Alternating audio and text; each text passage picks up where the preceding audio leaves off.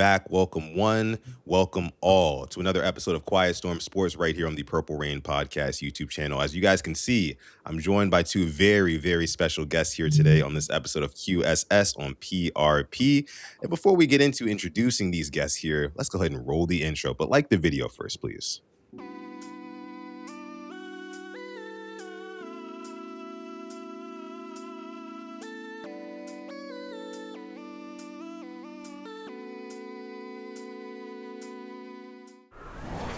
Yeah, so like I said, we're back with another episode of Quiet Storm Sports on the Purple Rain Podcast YouTube channel. I am your host, Sutton Def, and today I am joined by two very special guests, highly requested guests to be back on the show. They came on a couple of months ago, and it was great. It was a lot of fun. We had in that hour and a half that we talked, it felt like it only lasted 6 minutes. So I had to get these guys back on here. I've got my guy Nitro from the Wonderkin Show, and I got my guy Coach Evans from Sip 2 Tally Films. What's going on, y'all? Appreciate y'all so much for coming through. Let's go ahead and clap it up for them. Clap it up for them as always. You know what I'm saying?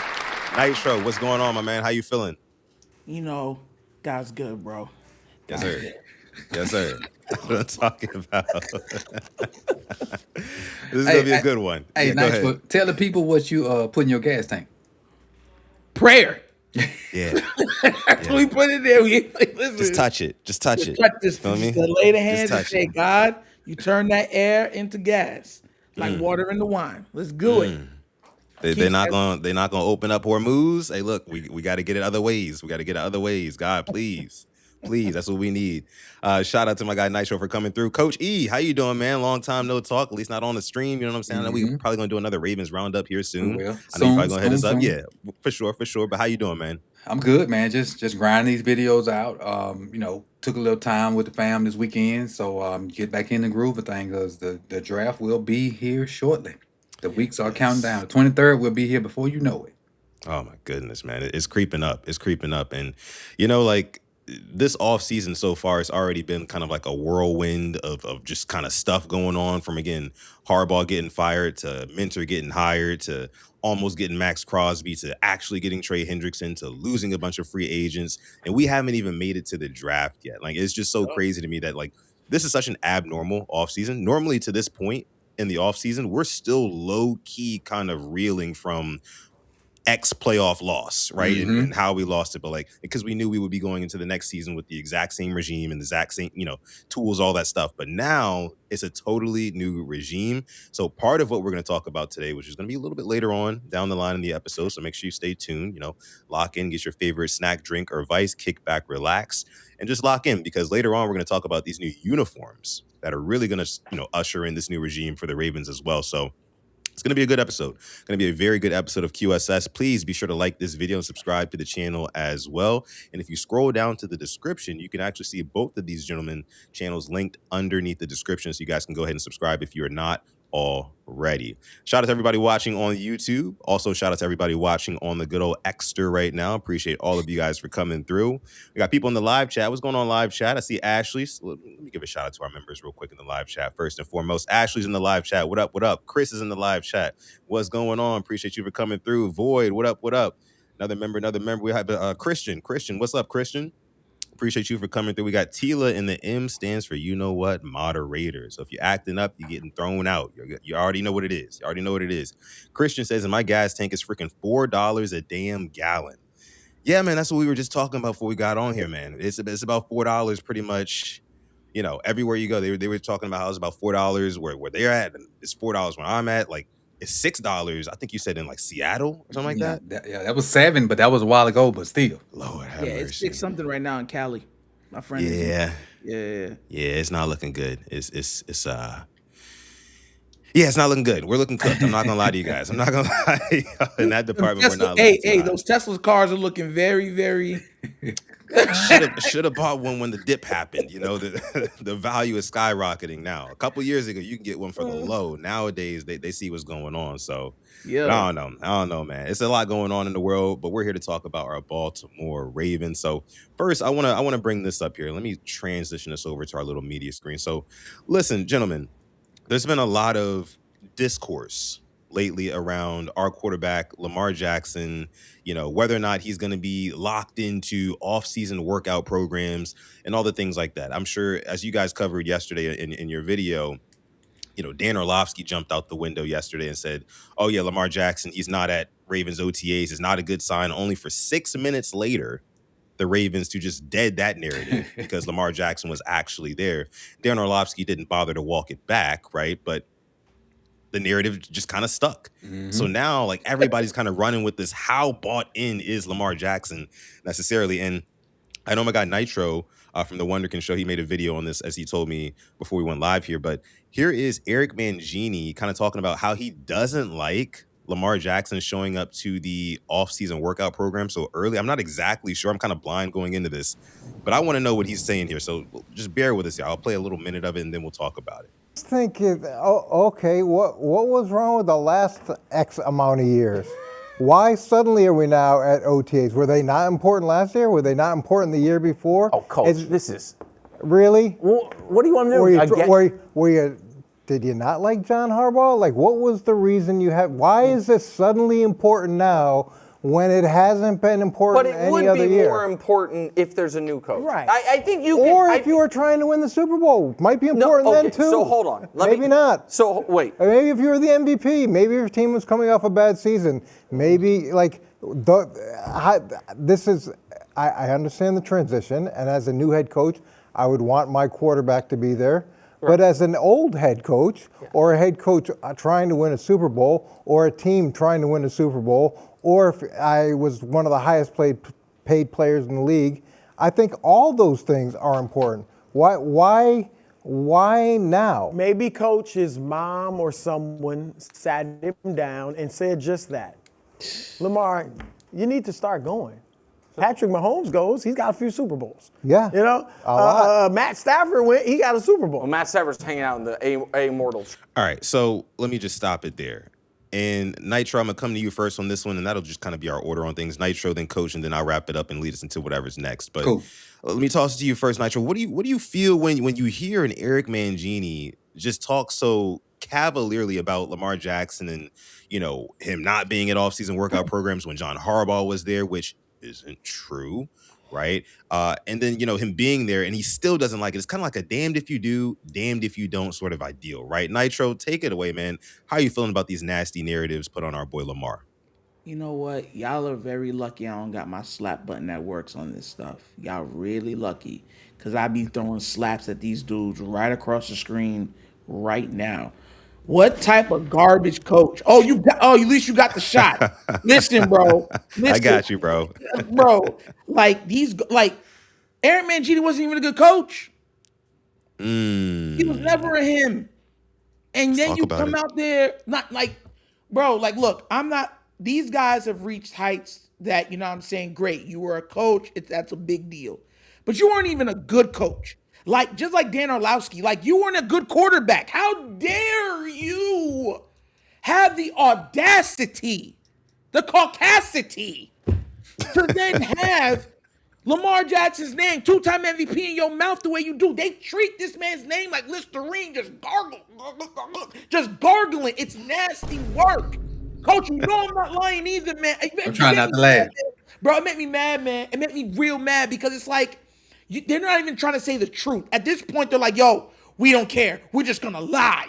Since you don't got an agent, we can't get no news, we're just going to lie on you. I told you this earlier. I hope Lamar sues them.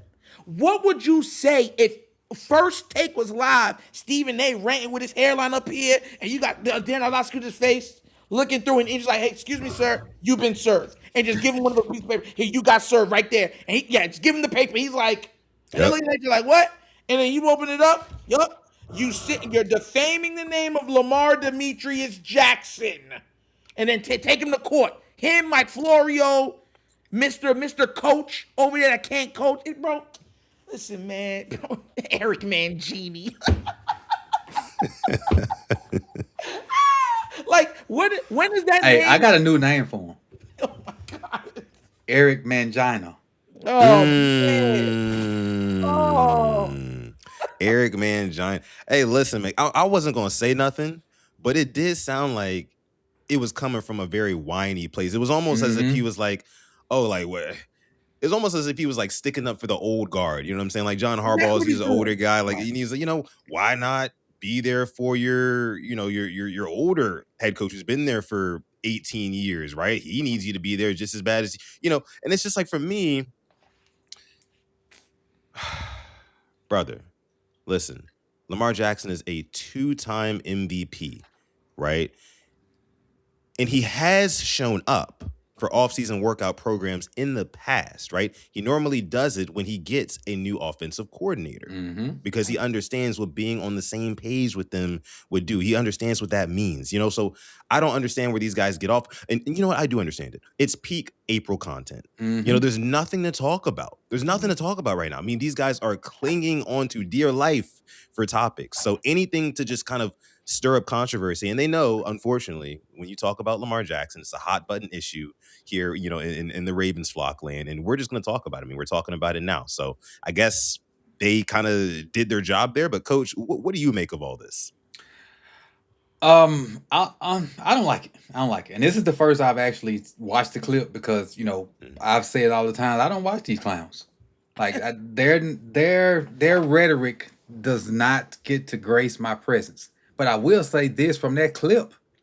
It seems like Mr. Snuffleupagus was trying to have Lamar's back. And if you say something and Nick Wright is on Lamar's side, you've said something utterly goofy. Like completely goofy. Like as a 9, as a 10, as a 11. The stuff you saying is terrible. And for Mangina to come out there and say that about Lamar, he was one of the ones, if I'm not mistaken, that didn't think he was going to be there. And now that he's there, you got to try to pivot to something else. And like you said, they got to, it's April, they got to find something to talk about. And it's a part of the sports culture. It kind of go back to a tweet I just tweeted a while ago. Basketball sucks. So a lot of people don't really care about that no more. College basketball is over. And the NFL is still like the NFL we hadn't had a game since February 2 months ago. And the NFL still runs every news cycle. Yeah, that's a fact.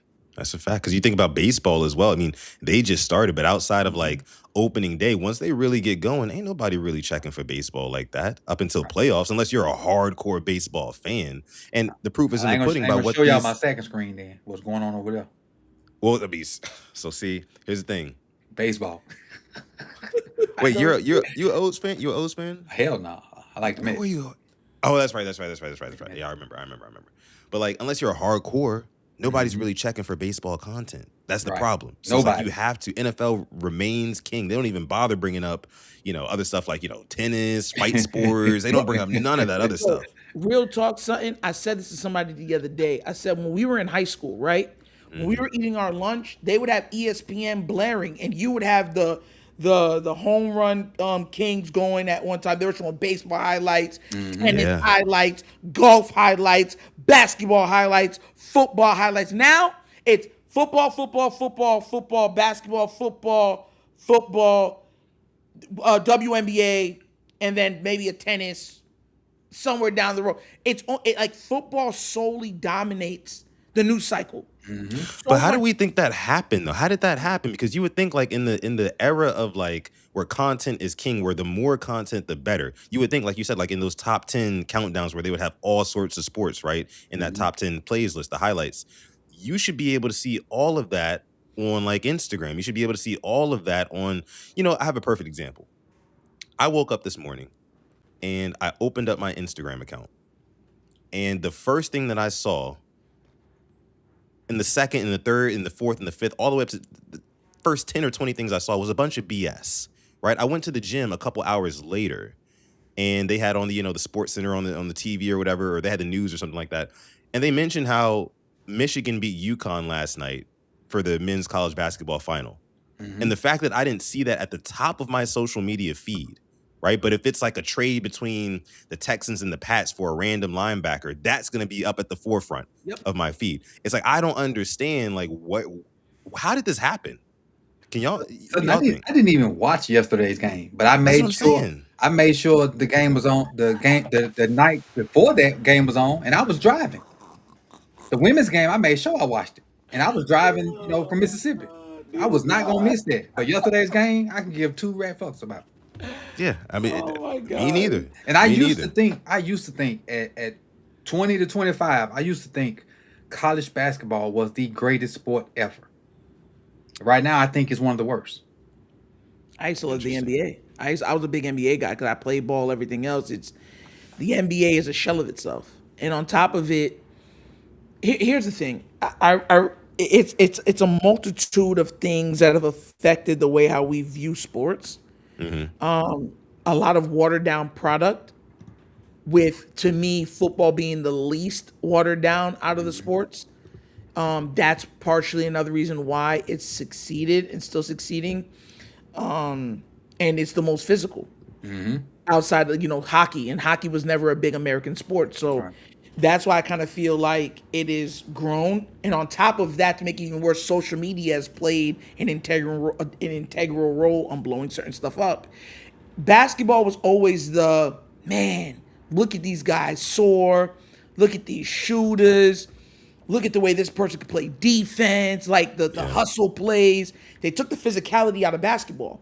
Yep. And then they started foul baiting and slowing, what I'm saying, doing foolishness like that. People now, it's not like, oh, I can only see it on television. People are seeing the crappy calls on their phones. They're seeing, oh, this person's not even getting touched. How did he get 30 foul calls? What's his name? Just the other day, hit 80, what was it, 83 points? Yeah, Bam 80 Adebayo. Bam Adebayo. Watch your mouth. Watch your mouth. Coach, I'm just being real. How much free throws he shot? 40? Don't matter. 40? Wilt, Bam, Kobe. Don't matter. Well, we don't even know if Wilt actually did that shit. Let's Wilt be did, real. Wilt did it. Wilt did it. Did he do it? I mean, where's He the did proof? it. He did it. Like it's not only did he do it, he could have did more. The game didn't even get to finish because everybody rushed to the floor. And honestly, are we really even counting Wilts? I mean, Yes. who was he playing against, Big Dog? Who Yeah, was he he- playing against? Joe Sausage Head. He was going Joe against Bill Sausage Russell in that. He was going against Bill Russell. You know why? You know why I respect what the older generation did before us? Here's why. Because now we're in a time where AI is taking over.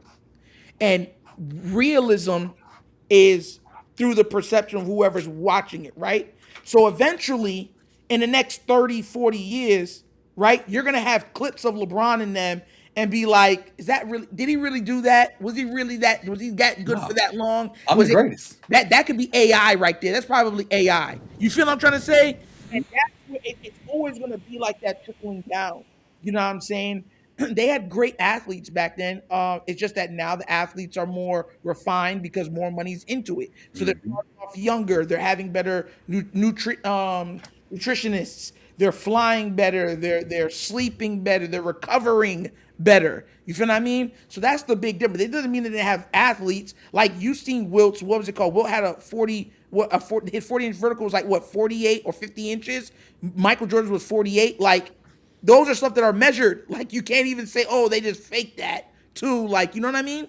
So Yeah, I've always kind of struggled with the fact that Wilt Chamberlain had this miraculous 100-point game, and at no point It's during all the that proof. 100-point game. On the proof. If that's the case, I'm the greatest then. I scored 103. That's what I'm saying. See, like This that's all proof. we got from it. I'm saying you're telling me at no point when this man had 56 points, nobody was like, well, I should probably get a camera rolling. You know what I'm saying? Like nobody. because back then there was not a lot of cameras.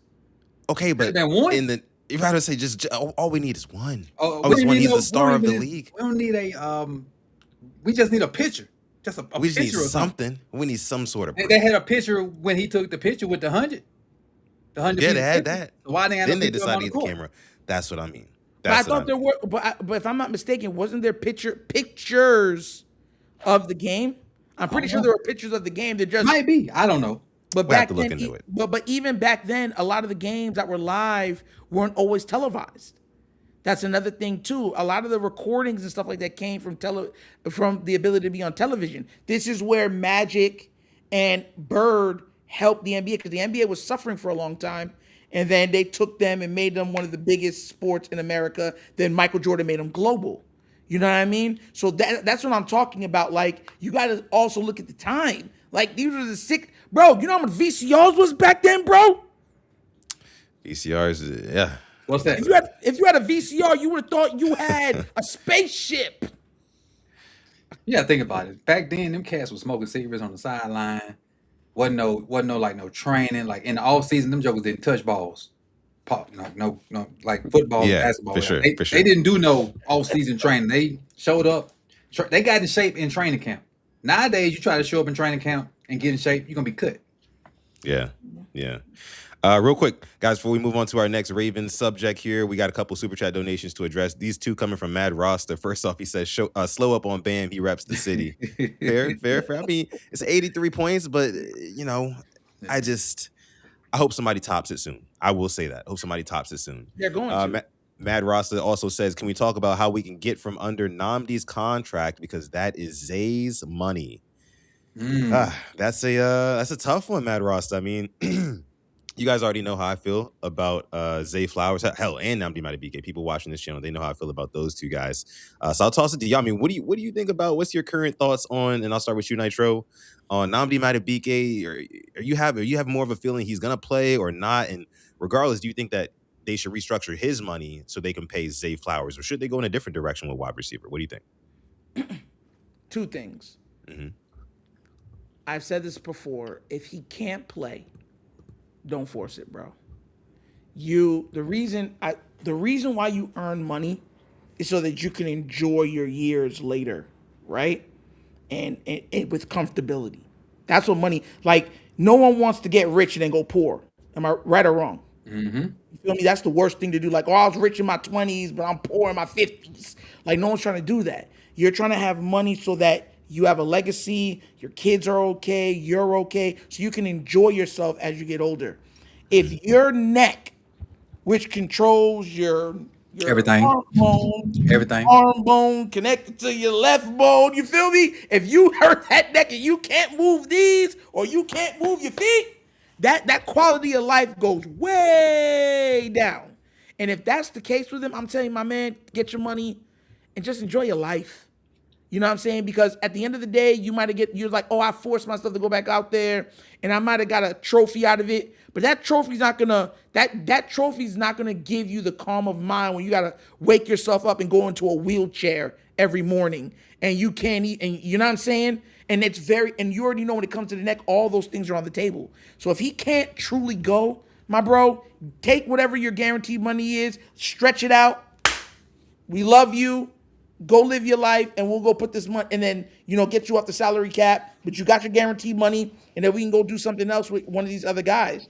You have to pay Zay Flowers. You have to. He is the greatest drafted wide receiver the Ravens have ever had. It's not even close. If you're going to argue that, I'm going to show you statistics, and I'm telling you the statistics back up everything that I'm saying. He has over 3,000 yards in his first. I thought you said if we asked you.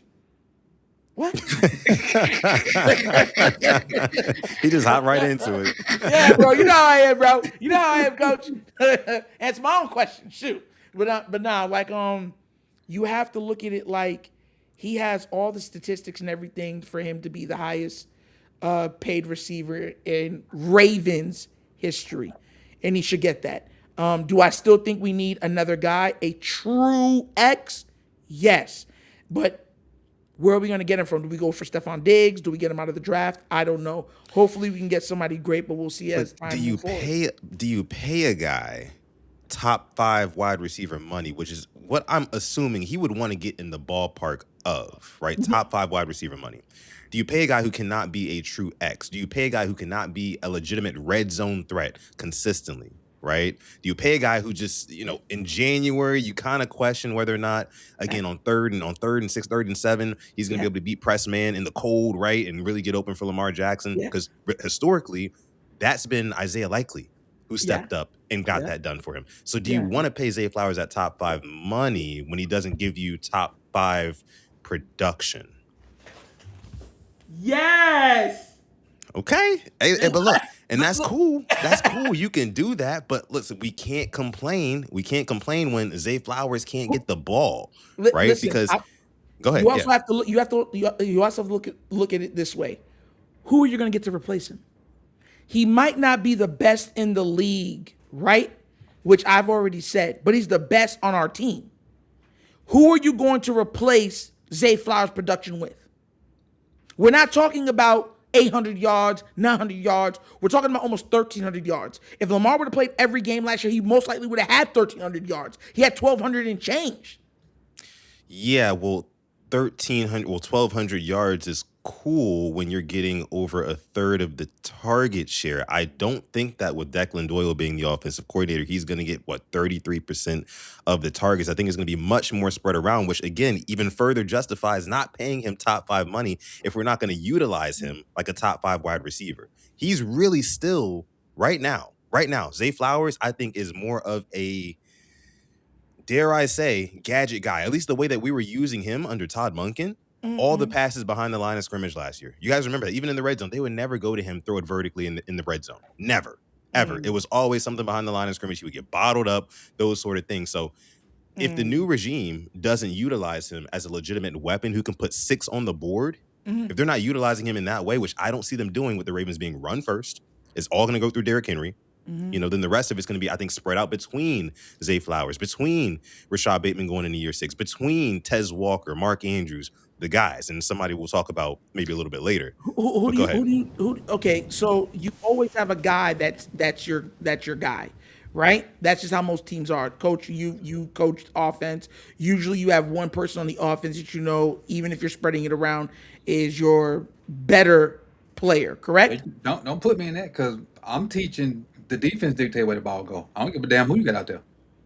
Okay. The defense gonna dictate it. So if he's getting open enough, right, then it would dictate that the ball would go to him, correct? Mm-hmm. Okay. Zay Flowers last year had 118 targets.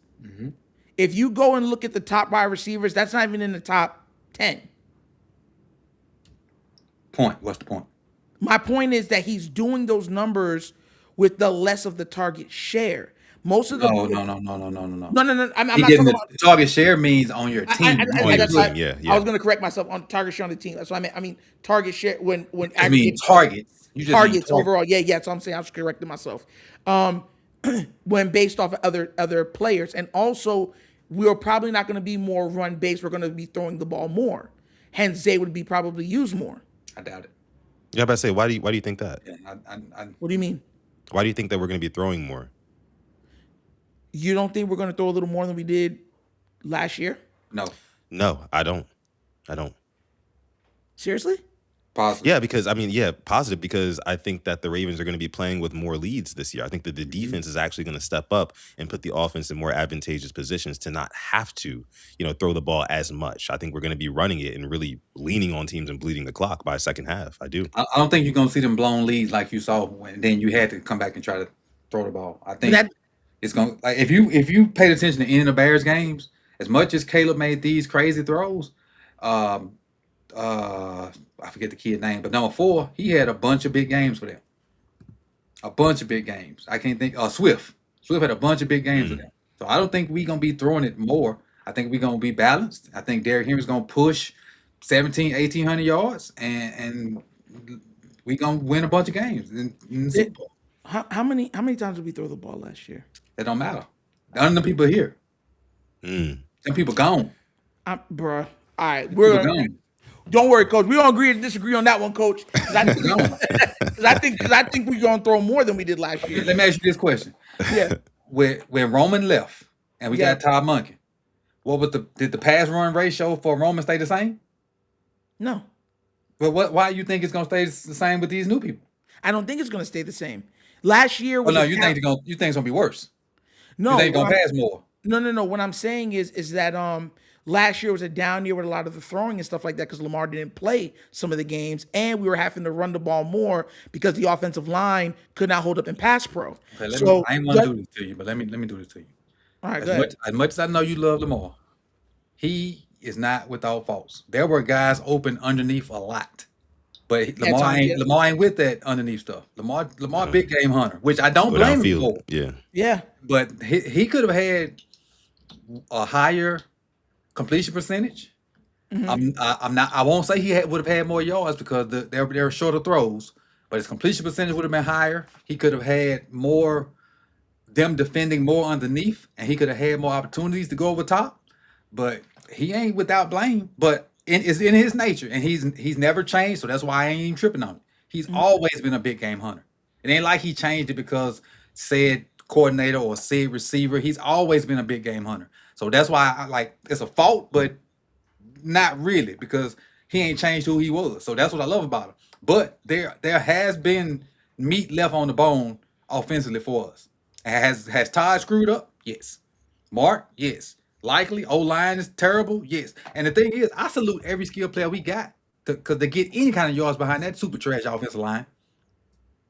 And for Derek to have 1,900 yards, 1,500 yards back to back with damn near no offensive line, Declan and the rest of the offense, they're gonna find a way. Because the offensive line would not be right now. It's worse than it was last year, but with Leffert, it won't be. Cook Coach Lowell. Shout out to my guy Torres dropping the 10-piece in the chat. Ruth calling out Cook Coach. Appreciate the donation, brother. Best Appreciate nation that. is what, Nitro?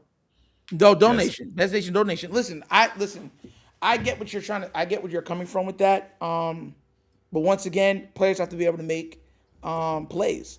The ability to always throw the check down, we already seen, was not something even with the players got the ball in their hand that they were excelling at. We watched the game. Don't keep going. Why would you say that? We didn't throw it. We didn't watch them try to do that with Mr. Mark Andrews. He tried to lateral the ball behind himself. It should have been an interception. We talking about holistically. That's one play. Holistically. We don't throw. We wasn't throwing check downs unless it was a last minute thing. Justice Hill, Ricard, Kolar. He looked deep first, and then he would go for the check down. Yeah. I get that part. And listen, no player's perfect. I've never ever said that Lamar Jackson is going to be perfect. My thing is that I want players around him to step up more. I agree with that. Opportunity comes to I play. definitely agree with that. 100%. Like even last year, right? And everyone always says, "Well, that's one play." The plays that you exalt him for is because the team was trash around him. The offensive line was absolutely dissolute, to say the least. We watched games where they would just let people come and hit him, like hike. As soon as you say hike, there's somebody in his face, like multiple times in games, and then you're like, "Well, Lamar, throw the check down." Yep. It was like that at times. That's the best time. It was like that movie. Yo, look, it was like that movie. You guys ever seen The Longest Yard? Well, we talked about movies before we went on. I don't know if you've seen it, Nitro. Yeah, you ever seen The Longest Yard? Okay, yeah. cool. Yeah, it was like that scene where like they gave up on Adam Sandler. They gave up blocking for him. Yeah. And they just kind of like set hike and they just turned to the side and let the dudes rush. That's literally a highlight tape. Yeah. Bro, the Steelers game, when he made that pass to Zay Flowers, they let two people through the line. Mm-hmm. And he fought through he took the hit and fought through it. And everyone's like, he got sacked. And I remember doing it live. I had someone in my chat like, he should have threw that away. Like the game online should just threw it away. It's like, bro, like this is where I say it's a balance, right? And that was a great play, but here's my thing. I think that the best thing going for Zay Flowers in Baltimore is not his agility, it's not his speed, you know what I'm saying? It's not his route running. It's literally just his connection, that Florida boy connection with Lamar Jackson. Because you think about it, it means a whole lot. Because you think about it, Hollywood was the same way. Was the same way. Went elsewhere and never really kind of matched that same level of production because all of those guys, those Florida boys, are big game hunters. Just like Lamar Jackson is, that connection. They just grew up playing backyard football. Hey, look, scramble drill, clock's winding down. I'm gonna keep the play alive. I'm gonna find you downfield. Those have been some of Zay Flowers' biggest plays. The one you just mentioned, where Highsmith hit Lamar Jackson in the backfield and he escapes and he gets that long deep touchdown to Zay Flowers. Yes. That same thing in the AFC Championship game in Zay Flowers' rookie year, where Lamar Jackson breaks another sack, he goes deep. Zay Flowers makes himself available last second. That sort of thing. But in the average, right? Like an average Zay Flowers game from last year. And we can talk about, Lamar Jackson being hurt and things like that. But average Zay Flowers game was, it was going to be 4 catches, 62 yards, maybe 70, no touchdowns. I mean, the man went 12 straight games without scoring a touchdown. And without that Steelers game in week 18, he would have finished with the same amount of touchdowns as he did fumbles. The fumbleitis is another thing. for me. You know what I'm saying? I'm not here to say that I hate Zay Flowers or anything like that. And I know people in the chat are going to say that I do hate Zay Flowers. I'm hating on him. And then I'm standing for Rashad Bateman too. But you guys know I'm a Rashad Bateman truther. I mean, we can talk about it another time. But anyways, I just don't think that we should pay top of the market money for a guy who is not going to be a 3-level wide receiver in a run first offense. That's all I'm saying. My point is it's leverage. Coach, we talked about this. Yeah, what I was gonna tell Sutton was, and I think Nitro's headed here. As much as we, even if I didn't like Zay, whatever it is, whatever. But when you put his numbers beside JSN's numbers, ain't much difference. They got them in different ways. But when I go to the negotiating table, they ain't asking me, did I run 12 corner routes, and it's yards, catches, touchdowns. And for, whatever they can read, because a lot of them cats that's negotiating, they ain't have football nerds like us. So if I got these numbers and they comparable to the guy that makes the most, I should get something close to the most. And one thing I take from Jose, and I think Nitro said it earlier, you better pay him now. He's not getting cheaper. Right, because it ain't gonna get cheaper. He if they paid, think about this real quick, right? Even with the drafting of Zay Flowers, right? When have we been good at drafting wide receivers? If you let him go, who are you going to draft? Are you going to trust them to go, oh, we got a new thing in town, and they're just going to draft all good wide receivers? No, they're not. They've been garbage at drafting wide receivers for the time of their inception. We have not been good there. So now you finally drafted one that's not the greatest, but he's really good. He's a really good receiver. He's not a great receiver. He's a really good receiver. And you're like, nah, bro. We'll roll the dice again. The thing is, and last year I probably wouldn't have said this, son. What has turned me is Linderbaum. That's what kind of then shaped my what? What I say? No, I'm laughing because we had talked about it on your channel. Oh yeah. We had talked about it. When you hit that open market, everyone was like, oh, we're going to retain Linderbaum Nitro. I'm like, I don't think we're going to retain. Because I was like, I hope we do. Coach, remember, I said, I hope we do. But I don't think we're going to, because the market is different when you hit the open market. Some team will pay you something out of the wazoo. Yep. And then that's what had happened with the Lamar contract. They were like, oh, we're okay. He can just sit over there and keep twiddling his fingers. Hey, Deshaun Watson thing happened. Change that ad lib. It sounds like something else. Then you know what I'm saying? And then the Deshaun Watson thing happened, and then the Ravens scream, "Oh, that's not fair! That's not fair!" You keep waiting, like you pay guys early, so you don't pay them more later. That's the way the game works. Not, oh, we're gonna wait all this time, then take a discount. Can't say we don't do it. Can't say we don't do it. Because 14 got paid early. Oh, we do it on the defensive side of the ball. Defensive side of the ball, all of them getting their money. Roquan got his money. I just think that if there's anywhere that you could possibly cut costs, based on what we've seen historically, it is wide receiver. Take it back to 2019. Take it back to the first year that Lamar Jackson won a unanimous MVP. Terrible offense, terrible wide receivers. Terrible wide receivers. And we're talking Chris Moore. We're talking Seth Roberts. We're talking Willie Snead, right? We're talking guys who aren't in the league anymore. A lot of these guys, you know what I'm saying? So, and then he had a great offensive line, though. He had a great offensive line.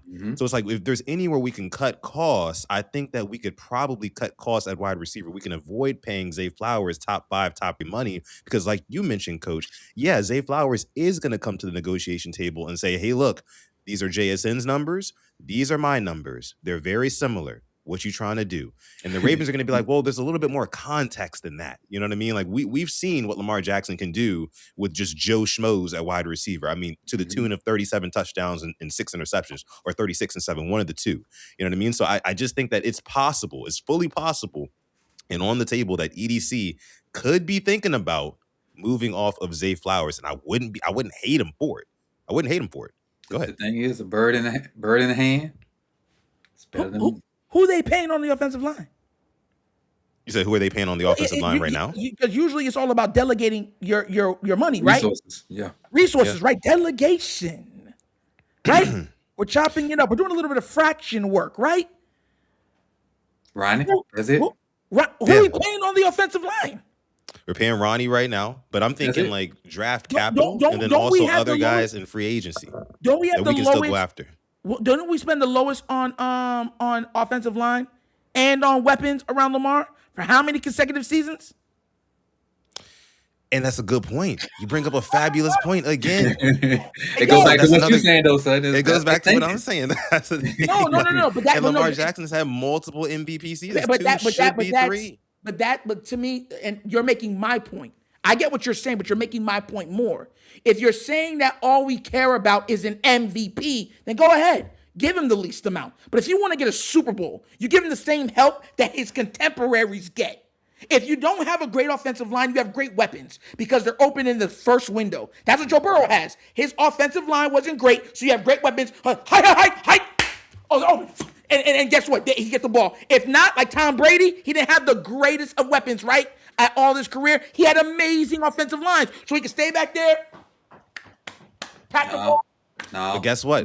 Guess which one works better for Lamar Jackson, though? Burrow is the type of quarterback who he needs those weapons over the offensive line because Burrow, he's going to take his 3-step drop, get out of his hitch, balls out. You know what I'm saying? Lamar Jackson, he is going to hold the ball. He needs that extra couple of seconds of protection so he can make something happen. That's just in his blood. It's in his DNA. It's what he does. He holds the ball longer than damn near any other quarterback in the league right now. So he needs that extra protection, and he has shown when he has that extra protection, he can go down to the field. He can go down the field to the likes of again Chris Morris, Seth Roberts, Nelson Aguilar. I mean, the names we can go on and on. Ivan Evans. The reason why he's quick out of his step is because the guys are open. He's throwing to T. Higgins and Jamar Chase. Like even Patrick Mahomes, starting to hold the ball more when his receivers were no longer Tyreek Hill and Kelsey started to diminish, correct? Because he had to wait a little longer for the guys to get open.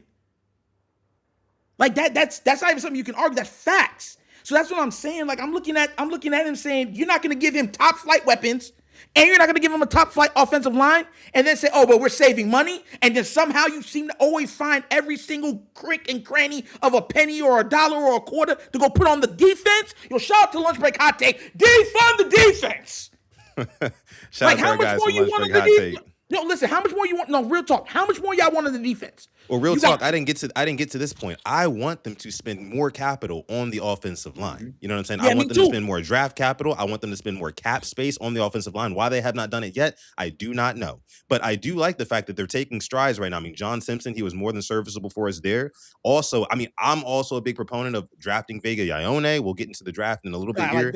I'm also a big proponent of them going out and even getting a Kevin Zeitler back, who was a top 10 pass protecting guard just last season, even at his big age. You know what I mean? So there's things that they can do that I want them to do. Listen, PRP, I've been saying I want Zeitler. There's some people that say they don't want Zeitler because he's old. Yo, coach is saying, yo, he don't want to. I'm like, bro, I don't care if you're old. I'll take him over what we've been seeing.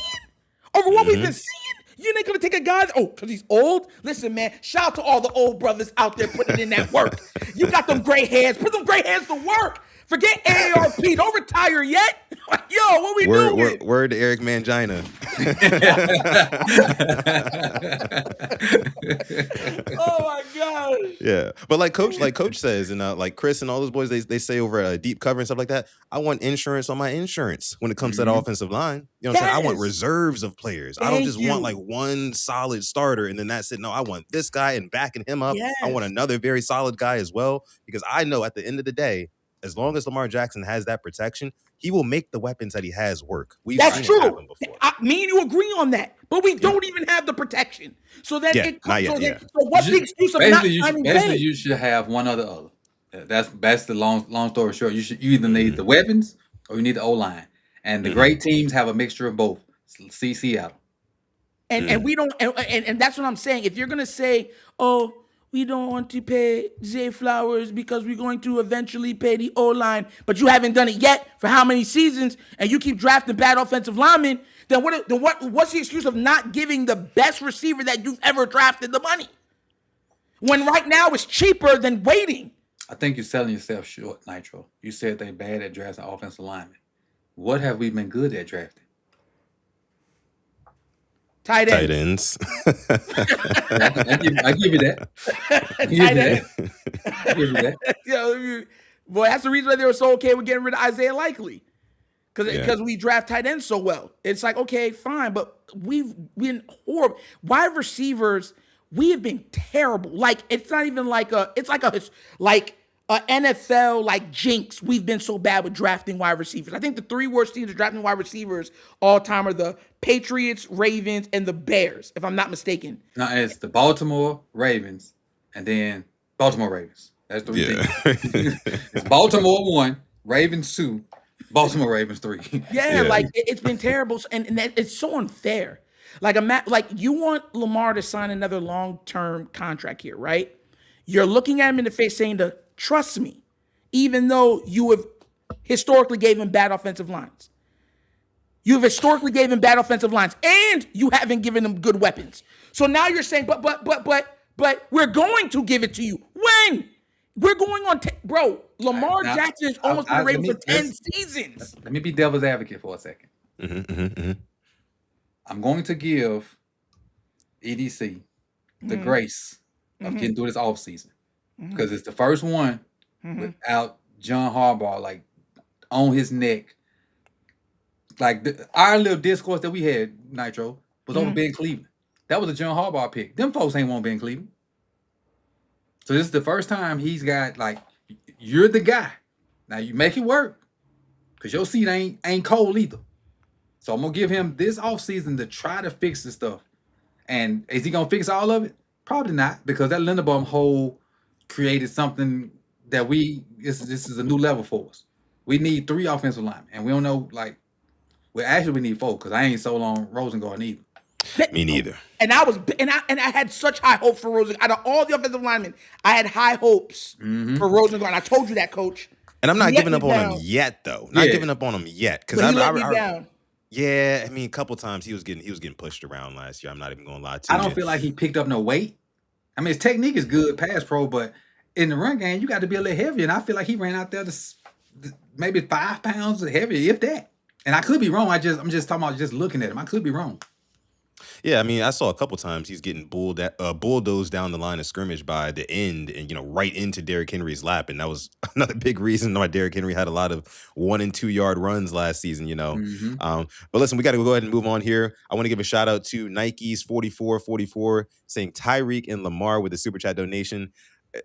I think I don't want to speak for everybody up here, but I think what Nitro said earlier about wanting that X receiver on the outside who can complement Zay, I think that would mean he's probably out on Tyreek. Is that crazy to say, Nitro? Just really quick. If Tyreek's available to go, give me Tyreek. He loves Tyreek. Wait, what? Huh? Wait, one more. If Tyreek Hill is able to go, Tyreek. give me Tyreek. Come on, But listen. I also we done had this fight. just We done started had this hold fight on, already. weeks ago. I also said give me Stephon Diggs because I wanted a true X. Yes. What do you mean? If you're running 3 wide receivers of Tyreek Hill, Stephon Diggs, and Zay Flowers, you don't like that? No. What? No. Give me a big body wide receiver who can go over the middle on 3rd and 7, right? I don't need another deep threat. I don't need another speedy guy. I don't need another in-between guy. Give me somebody who is the polar opposite of Zay Flowers. Okay, question. Who? I don't know who that is right now. But draft somebody. Was not there no more. Puka Nacua was damn drafted in the 4th round or some shit. It's time. It's time to grow up. Put your big boy pants on. Like go and talk to Declan Doyle. Go talk to Brady, whoever you need to talk to. You know what I'm saying? Like it's time to. It's a new regime. It's a new chapter. Let's stop missing on wide receivers. How about What that? you mean talk to Sutton? I love what he talking about. I don't want no good receivers. No, listen. If Nitro, I'm gonna give you a little bit more homework. Go look at all the little mocks I've done and the receivers I've picked for us. None of them have been shorter than 6'2". Coach, you don't think none of them? Because I don't want no. I don't. You can run a I watched 3-2. I don't want no little bitty receivers. We got enough. We got that archetype. We got that. Come on now. Bo knows says Ted Hurst in the chat. There's exceptions that he one of them. Listen. There's to me, and I've always said this. I want a bigger receiver. I told you I love Andre Johnson. I want somebody that's 6'2", 6'3", muscular, can run the whole 9. I want that. I said that. Yeah. Well, Andre Johnson is my favorite receiver of all time. Just make sure you finish your sentences because that was Pause. so, so make sure. Thank you, Coach, catching me for that. Thank you. If you fall, you gotta catch me. But, That's what brothers for. that's what brothers is for. But you know what I'm saying? Like, there's exceptions to rules when talent is involved. Just like Steve Smith Sr. You feel what I'm trying to say? Like, I never wanted a small, but Steve Smith Sr. was such a great receiver, played beyond his size, was such a dog that it's like, it's okay, I'll take him. You feel like he was only 5'9". So that's what I'm saying. Regularly, I want somebody bigger. But if Tyreek Hill can still blaze, if he could still run, if he could still get behind everyone like he's been, the cheetah, forget Tyreek Hill. If he could still be cheetah, you're going to try to tell me I don't want him in black? Dude. In purple? Dude. Out of your mind. Did you not see that man leg? I saw it. It looked like a question mark. It was like this. It looked like Captain Question Hook. looked like a pretzel. It looked like Captain Hook. I saw it. It was like this. His foot was like this. Yeah, didn't look good. I mean, he just started walking like a month ago. No, he's working out on it. How's foot was, Nitro? Huh? How's foot was? That boy was twisted, bro. I'm talking about. It looked like it was voguing. It was hard. But guess what? Even last 2 months ago, he was already working out on it. He was doing squats and everything on it. I saw that the coach. Remember, coach, we talked about it. I said there's video. Oh, Nike say he on par to be ready for week 1. That's what I'm trying to tell you, bro. And let me tell you something right now. If Tyreek Hill, okay, let me play devil's advocate. Let me ask a question. Okay. Right? So if Tyreek Hill, let's say he comes out and he's like, yo, anybody can get me for, I don't know, 1 year, $13 million, just to see, you know what I'm saying, if he can still ball, right? And we pass up on him and he goes to another team. And he balls out and looks like old cheetah. I have a question. Are you then going to tell me, Nitro, oops. Where's my fifth at? Where's my fifth, coach? It's always a oops. It's always a oops. That's all I keep saying, though. It's always an oops. We don't draft wide receivers well. Give me as much good wide receivers as possible. That's where I'm at. But I think that's a terrible excuse just to chalk it up to we don't draft wide receivers well. At the end of the day, again, it's at some point you got to put everything your big boy pants on, and you got to hit on one of these guys. You got to hit. You know what I'm saying? You just do. So insanity. Do the same thing over and over and over again, expect a different outcome? No, because not every draft is the same. And it's, you know and it ain't the same. The same with us. Like, yo, historically speaking, how many? It's a new day. The sun came up. It's a new day. Every year we've said that it's a new day. We haven't said that in 18 years, Nitro. What are the top 3 wide receivers drafted by Baltimore? The top 3? Top 3. I already know who my top 3 is, but who are your top 3? I say Zay, Torrey, and Hollywood. Drafted. Them probably only 3 that was worth a flip. That's not saying much. Like, what are we doing here? That's what I'm finna ask. What are we doing here? Why'd you ask me that question about the top 3 wide receivers? The reason why I'm saying that it's just one of those things where you know you're horrible at doing it. So you bring in the help. Like the Ravens' problem is like, no, eventually after 30 years, we'll get it. We're trying to win now. I asked the question earlier, what are the Ravens good at drafting? And there was very few differences other than tight end and safety. So if we use that same logic, what that you're talking about, we are not good at drafting nothing. So we should have elite tight ends and elite safeties, and that's it. So why keep drafting offensive linemen in the first round? Why keep drafting wide receivers in the first round? Why keep drafting defensive linemen if you're using that same logic? Because we ain't good at drafting nothing but 2 positions that most of the chat said, tight end and safety. Man, they've been horrible. And so you got to keep throwing it out there. I'm not saying you don't keep throwing it out there because draft is going to happen regardless of what's going on. What I'm saying is you just can't just say, I'm going to put all my eggs in that basket. This ain't Easter. You say that with everything. Like, yo, we put all our eggs in the draft basket, and then when all the eggs are bad eggs. Are all our eggs in one basket? If you think about it and don't cheat yourself. All our eggs in one basket right now. If quiet as kept.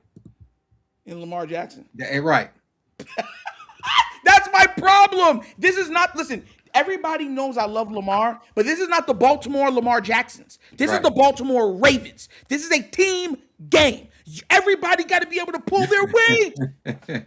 Tara said, get That's your true. out of my basket. Hey, real quick, Engraven Viz in the house. Shout out to Team What up, Keep It Engraven? Clean. What's good? What's in the good? house. What's good? What's going on, brother? Says, what about EDC with drafting pass rushers? Ooh, that's been spooky too. It's been spooky. Exactly. And what did they do? What did they do? They went out and got who? Trey Hendrickson, right? And wanted to get Max. And we almost got, and so they wanted both. They wanted Max and they I feel wanted like the Trey. They were gonna defense play is a whole different organization. Yeah, it is pretty much. It's when we sit back and think about it, the defense, a whole nother. They got their own offices, their own way of doing things over there. They got the high end offices. The office down in the basement. This like a top level cooking. The defense in the top floor and the office in the basement. Nasty work. Yeah. Like, yo.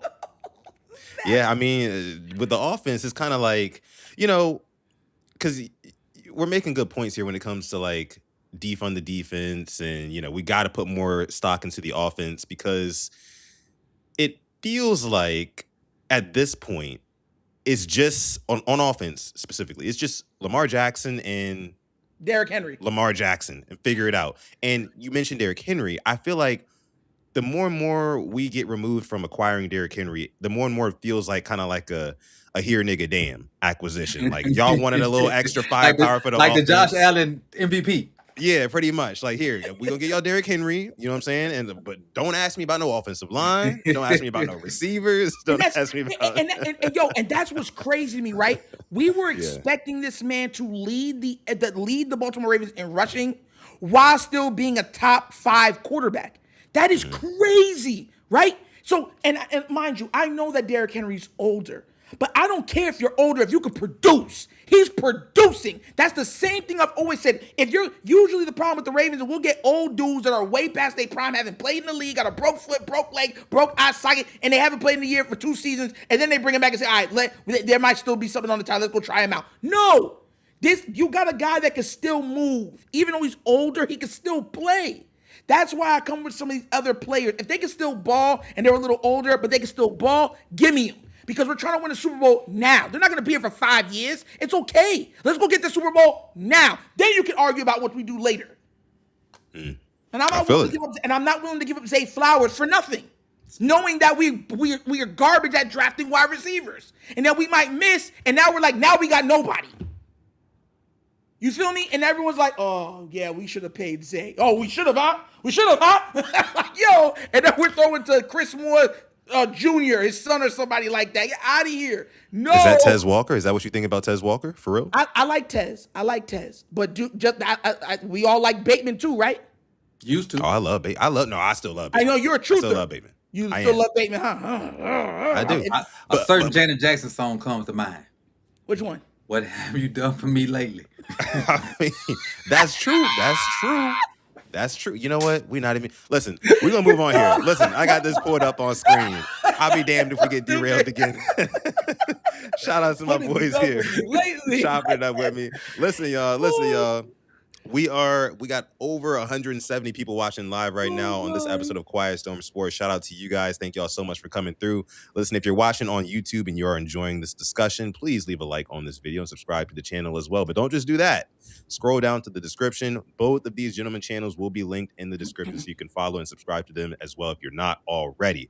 All right, now let's go ahead and get into some news that came out earlier today. And this was by the actual Ravens media account, social media account. Peter Schrager mocks tight end Kenyon Sadiq to the Ravens at 14. And you might be thinking like, Sutton, it's just a mock. This is just based off of his opinion, what he thinks the Raven needs or what. But no, apparently there's a little twist to this. Let me go ahead and play this video and let you guys know exactly what that twist is. ESPN NFL insider Peter Schrager has released his first mock draft for 2026. Now, you've heard a lot of mock draft talk already as we get closer and closer to the draft, but Schrager's is particularly interesting. He bases his not off what he thinks a team should do at each position, but based on what he's heard. And coming out of annual league meetings last week, which he attended, makes this even more interesting. So at 14 for the Ravens, he has Oregon tight end Kenyon Sadiq. Under previous leadership, tight ends were immensely important in the Ravens offense, and Schrager says that's going to continue to be the case going forward. Isaiah Likely and Charlie Kolar departed in free agency, but the Ravens signed former Bears tight end Durham Smythe, who was with new OC Declan Doyle at the Bears to fill that blocking role. Sadiq, according to Schrager, was a star at the Combine, running a 4.39 40-yard dash, the fastest for a tight end since 2003.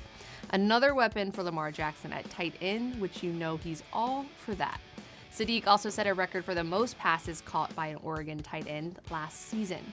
The Duck star has been commonly mocked to the Ravens, so certainly one to watch as we approach April 23rd. Thanks for watching, and stay tuned tomorrow. All right, so you heard it there, and this is coming from the actual Ravens media, and Peter Schrager is mocking tight end Kenyon Sadiq to the Ravens at 14, not just because of what he thinks, but because of what he's heard coming from the owners' meetings and things like that. Nitro, we're going to go to you first on this one.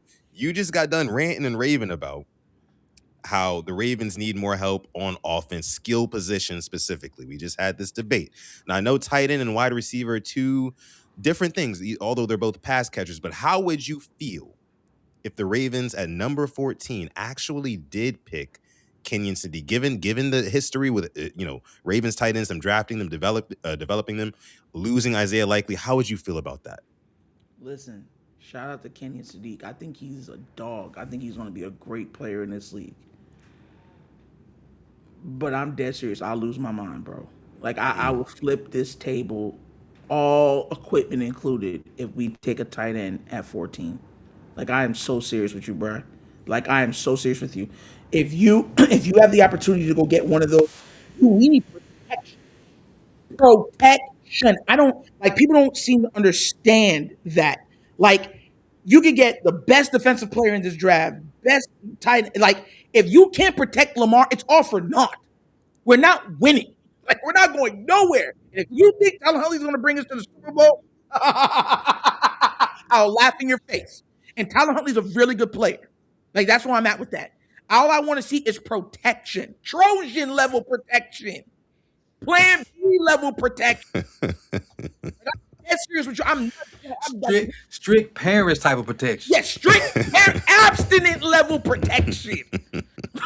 Not before marriage protection. I'm dead serious with you, bro. Like, I want protection. If they take, bro, I want you to understand this. Kenyon Sadiq, I think, is going to be a good player, right?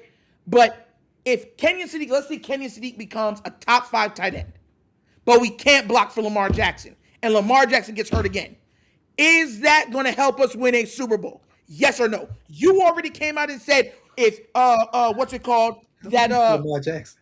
Huh? How we get to Lamar Jackson? What I'm saying is that I want protection. We better not be taking anybody over 14 to say, oh, we're taking that. I don't want a weapon. I want a protection. A weapon is only good if you got some bullets in it or time to pull the trigger. If you don't have time to pull the trigger on a gun, what's the use of a gun? Hit you with it. Like, bro, no. Like, man, listen, I want protection, man. They better not take it. They better not. This is what's it's two different scenarios. So for me answering the question, I would not be happy if we picked Kenyon Sadiq at 14. But this is what I think is going to happen. Oh, no. You've paid my guy, Meg the Simpson, $10 million. You have a guy that has started 16, 17 games last year. You also have a guy that was on that starters last year. So those will be your interior offensive linemen. There isn't a center in the first round that's probably going to be picked. So you're probably looking at a wide receiver or an edge guy at 14. Bro, if you're not, listen, okay. I'm sorry to cut you off, son. Question. No, then. go ahead. If you said wide receiver, right? Just for the sake of argument, there's only 2 wide receivers that I would take there. There's only 2. Jordan Tyson and what's his name? The other, what's his name? Is he from Makai Lemon? No. Tate? Yes. Those are the only 2 I would take there. So that's what I'm saying. Like, and most likely they're gonna get taken away before then. Give me protection. There's two. Listen, man. There's What two. I'm saying is, even if we get Vega, if Vega is the pick at 14, there are 4 guys competing for them spots, and you can't just pencil Vega in. 'Cause who's to say he's gonna be better than Emory Jones? Who's to say under the tutelage of Ledford that the investment, I can't think his name, Simpson, is gonna be bad? Because you know everybody wants ROI. So John Simpson is gonna have that job until he loses. I forgot it. Yeah. I keep forgetting about because then someone's gonna have to move because Emery's there, and I do like Emery. Do you think Emery will be good in the offense that Declan's gonna run? I think Emory, from watching his tape last year and seeing a little bit he did this year, I think Emory is one of the people that can do both. He can fit in a zone scheme, which I think is what we're going to do, which I think is his strength. But if we had to do some power counter stuff, I think he can do that as well. And the only other person I feel like that has that versatility on our team, I ain't got enough snaps to be confident in it, is my kid from Alabama A&M, Vincent. Because them guys are built up. They're strong, they're powerful, and they can move. We ain't got Ronnie can do that, but he's the vet. But as far as young guys, that's probably the future. Them two right there, I think, gonna anchor that line for a long time. Well, Coach, let me ask you this thing, because you said that you don't think that there's going to be anybody. You said you don't think there's going to be a center available at 14. Right. You're not feeling Spencer Fano, or you think that would be a reach? I'm feeling him in his regular position, not Gotcha. going from tackle to center. And I know they say he snapped at maybe the Senior Bowl or something, but I don't want him to I ain't seen no. Coach, me and you on that together. I think he's better as a tackle. Like Lamar, I mean, like Nitro say, we in a championship window. You finna take a chance on moving a guy to the interior that never played the interior? Maybe he did it in high school or college or something. I mean, in high school, but all we seen this cat is that tackle. That's his muscle memories are tackle moves. You going there to play center is different. It's easy to take a guard and make him a center. That's different. But from tackle to center, I personally never heard that. So it sounds like what we're getting here, fellas, is that the Ravens probably will not draft protection in round number 1. It's looking more like they're gonna go with the best skill player available. I don't think that they go edge, only because you got Trey Hendrickson, you know what I'm saying? On the other side, you got Tavius Robinson, Mike Green, who we all expect to, well, at least I expect him to take a step forward this year, putting on more weight, all that good stuff. But yeah, I mean, that kind of justifies it a little bit more, like maybe taking a Kenyon Sadiq at number 14, a playmaking tight end. That's something that Lamar Jackson has greatly benefited from, when Isaiah Likely was here. Even with Mark Andrews being the number one tight end target over the past, 4 or 5 years, Isaiah Likely was the one who stepped up in the biggest of moments when Lamar Jackson really needed to be bailed out. I mean, you can look back to that Steelers game to end the season. You can look back to the way the Bills game in the playoffs ended last year. Year before last. Isaiah Likely was that guy for him. So I think that they would probably be inclined, by they, I mean Eric DeCosta and company, in that war room to think, hey, look, we need another get up and go get it guy for Lamar Jackson, because right now we're kind of missing that. We lost Likely. Mark Andrews, yeah, we just paid him, but he is still declining, you know what I mean? Which is still nasty to me that we even considered extending him to begin with. But go ahead, Nitro, take it away. Time. You think, because I've watched him on Kenyon Sadiq, right? You think he's a 50-50 guy? Well, not necessarily just like a 50-50 guy, but like the guy has great hands. I mean, I'm saying, like, he's athletic. Like that's what you're looking for. I mean, Lamar Jackson thrives with guys like that. When I look at Isaiah Likely, he was kind of like he could do it all, but he can also stretch out there, kind of rebound the basketball. You know what I'm saying? I didn't see anything from Kenyon Sadiq that would make it seem like that's one of his strengths, and that's what you would need. That's where Isaiah Likely, think about it, that's where he shined. And when he would throw it in the back of the end zone, he would go up there and just two-handed over everybody else. Even the other one, Lamar was like, here, and he overthrew it, and he just took it out of the other person's hand and said, get down, boy. You know what I'm saying? Yes, sir. 39-inch vertical. Yeah. 99th percentile. 99th percentile. Only tight end that beat him was the kid from Vanderbilt, had a 41. So 39 is what receivers was jumping. I get that, but what I'm saying, and even in the clip that they showed, he had a high point ball. The clip that when he had a high point ball in that. So yeah, he can go get the ball. And you got to also consider playing with Lamar Jackson. All it's going to take is one conversation and one realization. One conversation in practice. Lamar is going to go up to Sadiq and be like, "Hey, look, bro, you're a specimen. You're a physical freak. I'm going to keep the play alive. My whole game is keeping the play alive. Just make yourself available. Show me your numbers. I'm going to throw it to you. You know what I'm saying? Go up and get it." Like, that's what it's going to be. And then the realization is going to come in game on a 3rd and 11 where he does actually go to Sadiq. Sadiq picks up that 3rd down. And oh, that's what you were talking about. Okay, just keep myself available, use my physical abilities. This is how I play within this system. So I think it could definitely be a fit. That's for sure. You know, and I've been a big proponent of drafting Vega, just getting as much as you can, being as intentional as possible with the trenches. But you guys make good points. Coach made a very good point. We do have some pieces there. We paid John Simpson. He's going to play, right? You got Emory Jones there. Andrew Voorhees, who's starting for that other spot at guard, you know, so I think that they're probably satisfied with those two right there. Do I think that they should be? No. But thinking for the Ravens, thinking how they're probably thinking, I could see them going with the Kenyon Sadiq. I mean, think about what Ozzie Newsome is in Eric DeCosta's ear saying, "Hey, you know, them tight ends, we get the right one, we could be right back." But what do you think? Yeah. Question. Okay, so let's say for the sake of argument, we're at 14. We don't move up, we don't move down. Vega's available, Tate's available, Sadiq is available. Who you taking? Vega. You said Vega, Tate, and Sadiq is available at 14? Is that what you said? Yeah. Me personally. Who you taking? I need to know. Oh, me personally, I'm taking Vega. Okay, that's what I'm saying. Okay. So we're on Yeah, me personally, I'm taking Vega. I'm just speaking from like what the Ravens might do, because what the Ravens' prerogative is different from what ours is. You know what I'm saying? Whoa. But you said they evolved. You said that they found another mental space in their mind and they evolved. No, we said we think that because we hope. So yeah, we gotta see. They ain't show improved. We think that. I gotta see it first, brother. I gotta see it.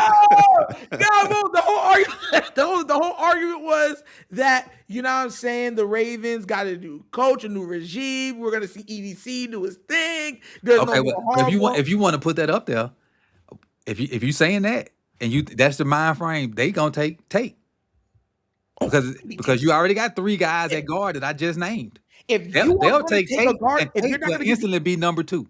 I promise you on everything. If you're not going to take a guard and you're not going to get protection, give me Tate.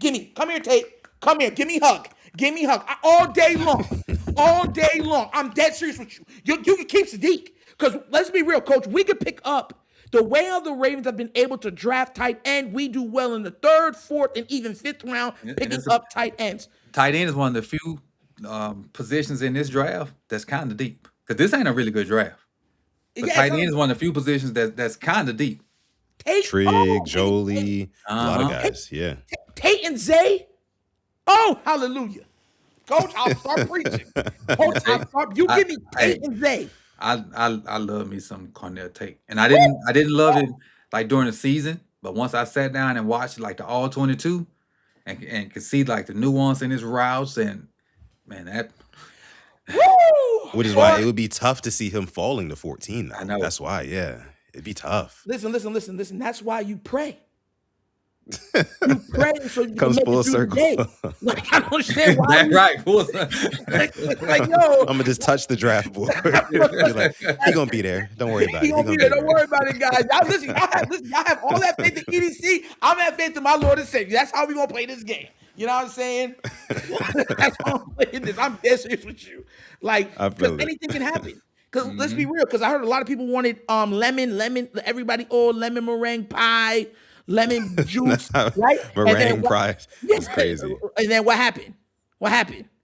Everyone said, "Oh, we don't want lemon no more." Now lemon. No. That lemon ain't the fall off that need to be studied. It's Peter Woods. No, Peter Woods. Everybody was saying Peter Woods was top 5. Where's he projected now? Like late first or early second? Early second, early to mid second. You see. So I need Tate to find a way to fall into the arms. The only way that happened is one of them what's the tackle that had the gas mask on? That's the only way Tate fall. No, Lerman Tunsil. Lerman Tunsil draft day photo. He was good for a while too. Tunsil was nice for a while. So Yeah. But I mean, at the end of the day, I still do think that the Ravens need to prioritize trenches, whatever that looks like. I mean, spend the highest draft capital on them. I do Yes. not care. Make sure that you protect the crown jewel of the offense, aka number 8, at all costs. At all But if you, costs, right? but Limit I agree. But I'm saying if you don't get protection, you better get tape. If you don't get protection, the only way I'll ever be able to look EDC in his face is if he gets tape. There's no other. I don't want to hear any excuse. Oh, well, we got this other guy. You know, Wrong ad lib. You know, the voice you're mimicking right now. Yeah. Listen, this is the right ad lib. This is the United States of Baltimore. In the stream. Look. Let's move on here. Right along. So, another thing. And by the way, we did get another super chat donation coming from my guy Asmodeus. Shout out to you, Asmodeus. Says, I don't know how I feel about this. Kenyon Sadiq gives him Brashad Perriman vibes. I would hope not. That boy gonna Engraven in here too. Engraven in here too. He said that in front of Engraven. Oh, who gives him Perryman vibes? Sadiq. Listen. But 4.39 speed, and you scoring the 99th percentile vertical jump. He reminds me of Vernon Davis. Yep. He reminds me of Vernon Davis. When I said this on, I Nasty. think I said this on my channel also. I said he kind of reminds everything, his measurements, his measurables, his tape. It reminds me of Vernon Davis. Yeah, we'll see where he ends up going. I mean, I guess I can't hate it if he came here. I mean, especially considering that we've got some options at guard. We got to see what we got there. Maybe we'll sign some guy in season or whatever if it's not working out. Who knows? We'll see. But moving right along here, here's some more news that dropped earlier today that we got to cover, guys. So it's official. It is officially official. And might I add you, 1 week removed from Ravens president Sashi Brown completely lying in our faces, playing in our faces, saying, oh, yeah, I mean, that's at least a year off. You know what I'm saying? It's a lengthy process, whatever. Just for 7 days later, it to come out that the Ravens will be dropping new uniforms on April 16th. And they're calling this new uniform collection, the Next Flight. And this is like something that's, for me, when I saw this, I was like, okay, does that mean that we're getting new primary jerseys, or does it mean we're getting new alternate jerseys? I saw some discourse going back and forth. I saw my guy. Oh, you haven't seen them? Oh, the new ones? Yeah, you haven't seen the new ones? You ain't seen them either. They're not out. Yeah, coach. Okay. You ain't seen them either. Cut it out. Yeah, I was about to say, what are we talking about here? Am I missing something? Okay. Hey. The truth. I'm gonna leave it alone. And you say everything you do is in truth and conjecture. No. No, of course we haven't seen it, but I have an idea what it is. I haven't seen it, but I have an idea what it is. Okay. All right. Well, we're actually going to get into what the speculation of the idea of what it is here in just a second. But I want to ask you, do you think, well, actually, because Jeff Zaribek, he had tweeted, he says he feels like it's going to be in addition to what the Ravens already have. So that would mean that it's not going to be a totally new collection of jerseys that the Ravens are going to wear home and away consistently, but just something that maybe they bring out every once in a while, something like that, right? But with it being saying like the next flight and all that, it does feel like they are going to make that big swing. So here is a little video here. Let me scroll back up here that this guy made, who's apparently a good source for this. Ooh, that mustard. Yeah, that mustard. We'll get to that in a second.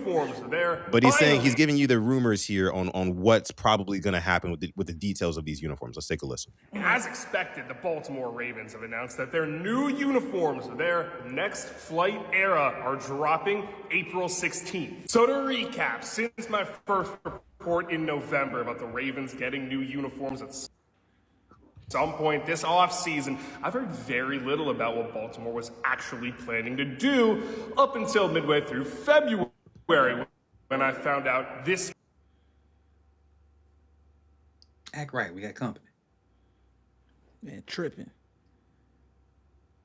Get the belt. Where the belt? Information about the Ravens. But today, I got a few more details that suddenly make these changes seem a bit bigger. And apologies if I have an echo today. You will not believe where I'm filming. You sound But back crazy. to the uniforms, which have not leaked yet. This is just a concept from Designed by Franco that Max Crosby posted. These are not them. How do I know this aside from the ridiculousness of a traded player getting a look at unveiled uniforms like not even 24 hours into their joining of the team? Because the Ravens will be the first team to have iridescent accents permanently a part of their uniforms. That iridescent, if you remember, is that color changing reflective material on the Seahawks Rivalries uniforms. Another change, I don't know which uniforms, but at least one of the primary uniforms will have Baltimore across the chest instead of Ravens. And I don't know the exact details about this part, and sorry to anyone with ornithobia, but the Ravens apparently will have designs a part of their uniforms that are reminiscent of wings and talons of birds. Again, what that exactly means, I don't know, but clearly these changes are bigger than the minimal changes that we've speculated about this entire time. And lastly, I'm told the Ravens still want to keep in mind their past while looking toward the future, which pretty much every team always says when they unveil new uniforms. So what do you hope Baltimore? All right, so there basically the gist of it is that he thinks that there's going to be iridescent accents on the Ravens' new jerseys. There's going to be wings and talons referenced in the design, and the word Baltimore is going to be on the uniform, and we're in place where it says Ravens on the chest here. So I want to toss it to you guys here, and again, we'll start with Nitro and go down the list here. Nitro, I want to start with the insight that you've gotten, that you're kind of holding out on us right here. And like, does this line up with what you kind of think is going to be May what the or may Ravens not uniforms are? have. There you go. Coach, we did that before, and it was I had it, so I'm just gonna say that right there, Coach. I done love. Oh, I got some hats too now. I just don't I know, I know, I know you do. I know you do. Come on now. So talk your talk, but no, I from what I'm understanding, it's supposed to be another. The practice jersey that everybody wanted. Yep. I heard it's supposed to be a riff off of that. That's what I'm hearing. It's supposed to be a riff off of the practice jersey where you see like lines, but they're like only like the ones that like you gotta move to see them.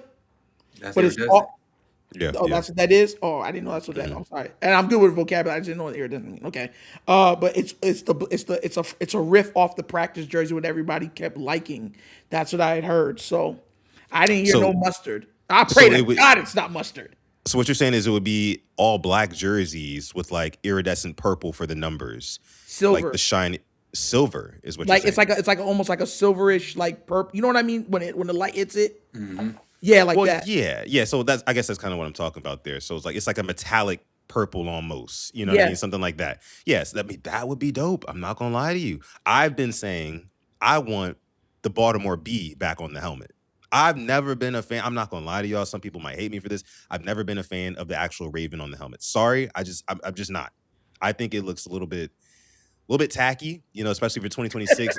Give me the Baltimore B on the helmet. We need to represent in a better way. I mean, that's just me. Coach, what you thinking? So my real answer.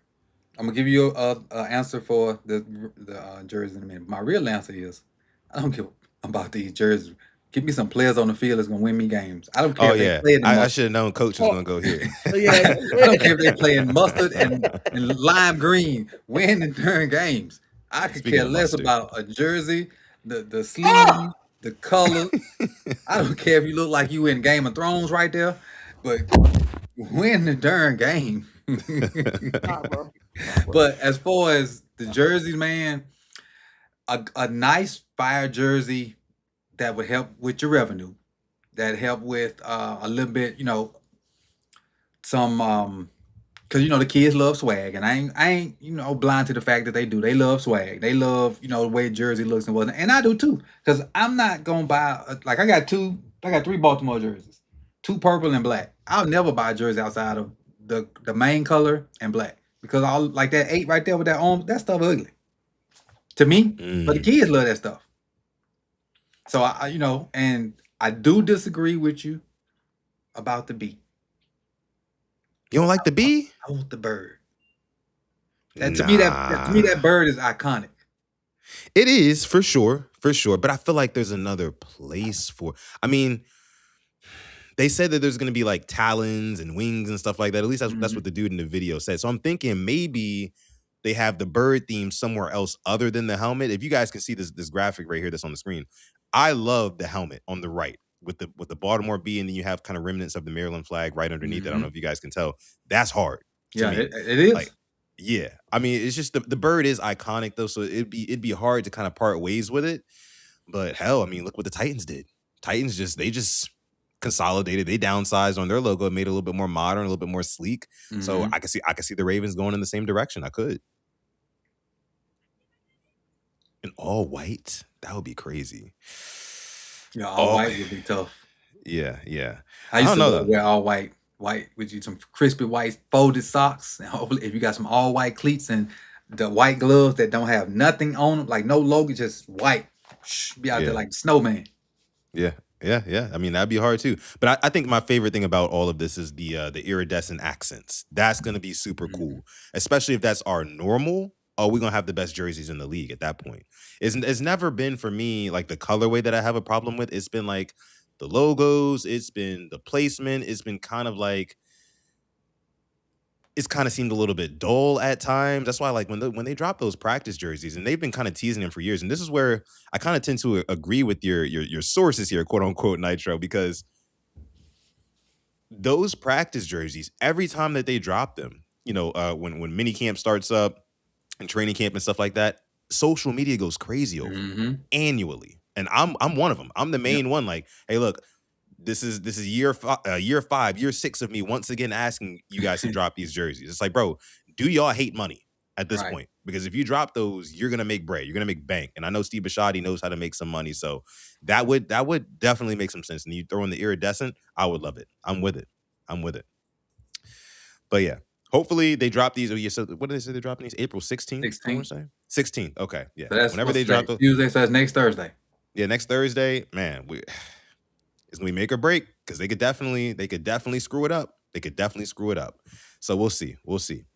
But I think those were all the topics that I had, Ravens related topics. So yeah, let's go ahead and move on here into a little extra question here on Quiet Storm Sports. We appreciate all of you guys rocking out with us for the past hour and 26 minutes. It feels like we've been live for like 10 minutes. We just been kind of going at it. It's been a good one. I appreciate you guys for coming through again. My guy Nitro, the Wonderkin, and also Coach Evans from Sip 2 Tally Films. Like I already said, you can scroll down to the description. The link to their channels is linked. All you got to do, click on it. It'll bring you right there. Hit subscribe. Both of these brothers are putting out amazing content, as I'm sure they will continue to do as the offseason chugs along here. Shout out to everybody watching live. If you are still watching on YouTube, please be sure to leave a like on this video. If you have not already left a like on the video, please leave a thumbs up. Costs you nothing. Helps us out a ton here at PRP. We'd appreciate that. And also consider subscribing as well. All right, so last question. I brought this to you guys before we went live here, and my guy Coach was like, man, that's a good question. So we're going to talk about it here on QSS Live. I want to talk about you guys' top 3 athlete rivalries, right? So when I say top 3 athlete rivalries, I'm not talking about team versus team and things like that. No, I'm talking about mano a mano, this guy versus that guy, this gal versus that gal. In whatever sport. It doesn't have to be football. It doesn't have to be any mainstream. It could be anything. What are the top 3 rivalries in terms of influence, impact, longevity, cultural relevance, all that good stuff, right? So, Nitro, I'm going to start with you on this one. Then we'll go to Coach, and then I'll wrap it up with my top 3. Who are your top 3 athlete rivalries of all time? I think you're muted.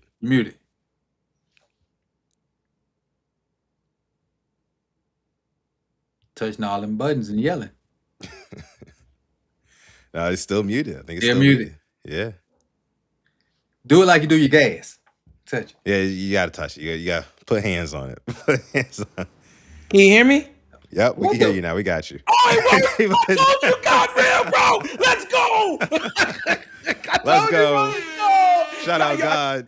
Hey, God said, hey, here it go. God said, don't worry, brother. I got it, brother. I got it. See how that worked? Okay, yeah. So, all right. So for my first pick, right, of rivalry between players, I got Tiger Woods and his ex-wife. That's number 1. Listen, that's one of the great. Listen, did you see how that was trending? How long that trended for?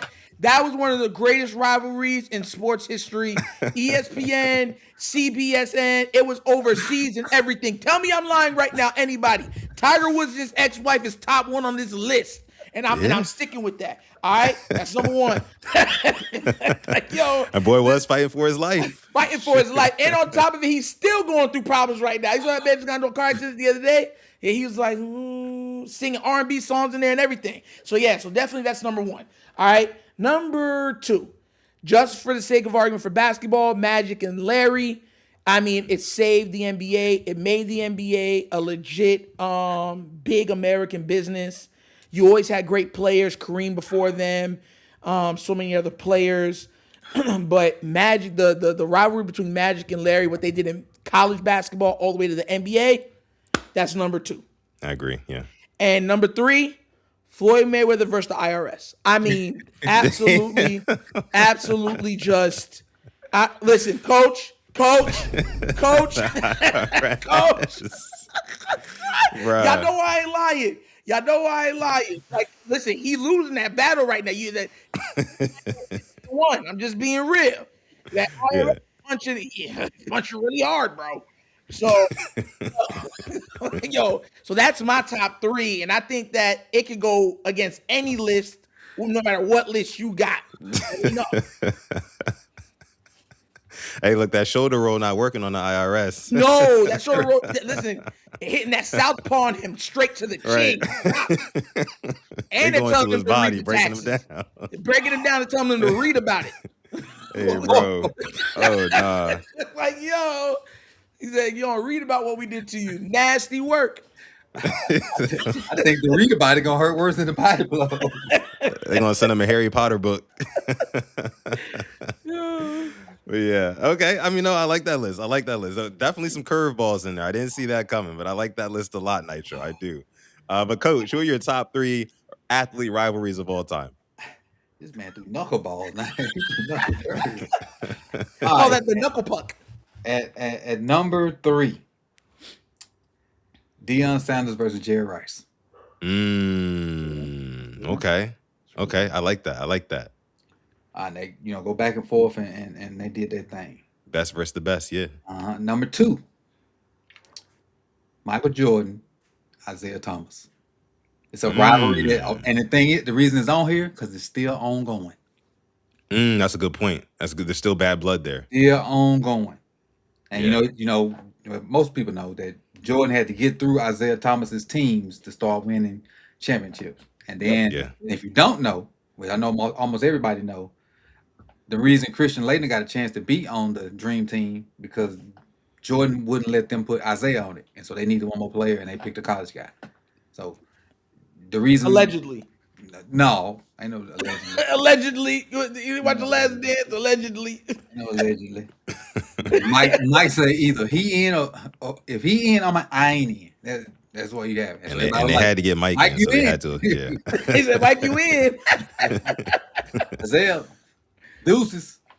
And to be fair, that was horrible. I mean, Isaiah deserved to be on the original Dream Team, one of the greatest players of all time, and he's the only player that has a winning record against Magic, Bird, and Jordan. A lot of people don't know that. And lastly, Manning versus Brady. It's a good one. Okay, that's a good one. Is that your number 1? That's my number 1. Okay. Over Magic and Bird? I knew you was gonna say that. I can't. Oh, you know I was like, okay. I see you, Coach. I see you. We right here, man. We eye to eye. We eye to eye right there. Okay, I see you, man. Like, I mean, as much as I love the Brady versus Manning rivalry and how iconic that is, I can't quite put it above Magic Bird, only because Magic and Bird's rivalry literally pioneered the sport of basketball. You know what I'm saying? Like my guy Nitro had brought it up earlier. Like you had Magic and Bird who really put it on the map, and then Jordan took it global. You know what I'm saying? Look at Ryan's comment. That might be the one. Ryan 2165. That might be the one. Jordan fans versus LeBron fans. That might be the one. I like that. When we talk about all-time discussions, yeah, that's definitely up there. But I'm more so thinking in like head-to-head matchups between these players. You know what I'm saying? Jordan fans versus LeBron fans. I mean, that's a how do I say? That's a generational battle. right? Depending on when you grew up and stuff like that, that'll probably dictate whether or not you lean towards Jordan or Ooh, LeBron. that's a good Go one. ahead. Tyson versus Holyfield was another good Oh, one. for sure. Tyson versus Holyfield. I have like a list of like 15 of these that I just kind of thought of, and Tyson Holyfield is definitely up there for me as well. But for me, in my list, Yeah. number 3, I'm gonna go with Tom Brady versus Peyton Manning at number 3. Very storied rivalry, 17 head-to-head matchups, and multiple of those matchups being in the playoffs. I mean, even still to this day, they're still regarded as 2 of the best quarterbacks of all time, bar none. So I got to put Manning and Brady up there just because, I mean, so many Sunday nights, you know what I'm saying? 4:00 games, AFC games where you have Manning versus Brady. I mean, playoff matchups as well. I mean, it made for great TV pretty much every single time, So I got to put Brady Manning up there. Number 2, what do I have at number 2? Number 2, and nobody said this yet, but I got Lionel Messi versus Cristiano Ronaldo. Ronaldo versus Messi. That's been one of the biggest sports debates. I mean, even bigger than LeBron Jordan globally. It has been. These guys have faced off in I looked it up, 30 plus El Clasico matches, right? They combined for 13 Ballon d'Ors. Right. I mean, that's absolutely insane. These are 2 of the best soccer players of all time. And soccer is the biggest sport in the world. I mean, let's just be real. So I got to put them. 2 highest paid athletes ever too? I want to say so. It would make a lot of sense. It would make a whole lot of sense. I'm not exactly sure. That's soccer money different, Nitro. I know Ronaldo was because he took the Arab money and started playing for that one place, but I don't think Messi was up there. I thought Floyd was still over him. So was Tiger. If I'm not mistaken, I could be wrong.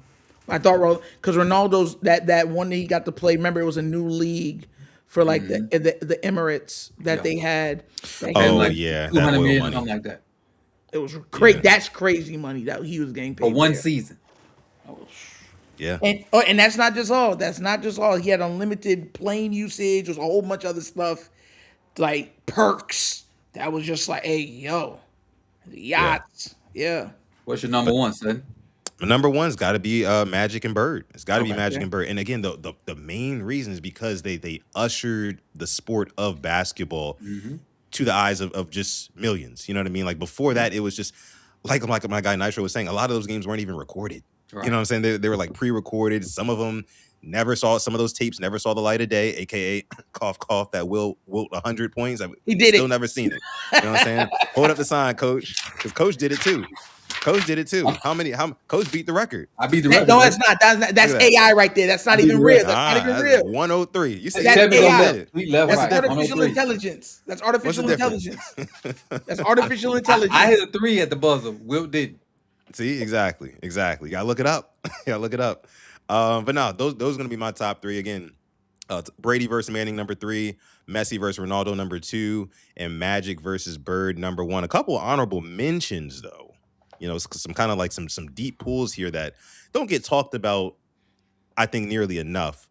I could have said, and you talk about fierce rivalries, especially at the time, Ray Lewis versus Eddie George. That's one that kind of hits close to home for us. You know what I'm saying? You talk about a nasty, hard-hitting rivalry. Don't like each other, but respect the hell out of each other at the same time. You know what I mean? That's a big one. Also, another one, I saw somebody say, of course, Tyson versus Holyfield.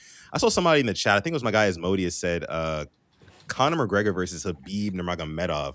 I would disagree with that one only because that wasn't really a rivalry. Khabib just kicked his ass. It was so one-sided, one-way traffic in that fight, and they never met again because nobody even needed to see that. I think Conor versus Nate Diaz is a much bigger rivalry than Conor versus Khabib Nurmagomedov. I'll say that. Let me see. Steph versus Braun. Yep, JD brings it up here. That's another one. Braun got a couple. You can go Braun versus Steph. You can go Braun versus KD. You can go either way with that one. Stone Cold versus The Rock. The Rock, yes. Ooh, yes. Yeah, that's a big one. Yes. That's a big one. Yeah. Stone Cold versus The Rock. Yeah, I didn't even think about that. That's a big one. Shout out to the wrestling fans out there. Yeah. Other than that, I think that's about. I mean, you could, as funny as it is, you could say you want to go some deep pulls. Brady versus Eli. You know what I'm saying? They met in 2 Super Bowls. You know what I mean? And he knocked them off in 2 Super Bowls. So it's like, that's another one. I hesitate saying Mahomes Allen yet. I hesitate. Yeah, hesitate. Yeah. I'm gonna keep hesitating. And, I would say Serena versus what's her name? Rap. What's her name? It's Serena versus. Sharapova? Yes. Yeah, Maria Sharapova. Yeah. That was another really good one. Really, really good one.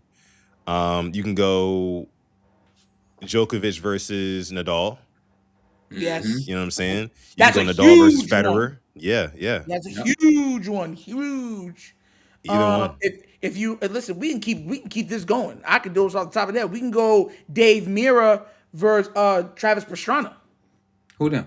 If I say who that is? Are you serious right now? X Games? See? Oh, Ask that's a him deep- about, that's a but ask deep him about pool. training day though. Asking about training. Ask him about training day. Listen, coach, all that matters is that King Kong ain't got nothing on me. That's all that matters, coach. Travis Pastrana sound like a sandwich. That's what I was about to say. Are you Wait, serious? what? You don't know who Travis Somebody some shit Pastrana is? from But you know what it is? Quiznos. I listen. He said quiz no. Quiznos, you remember that old way they do the Quiznos? Quiznos subs, they're tasty. Remember the old commercial with that show, bro?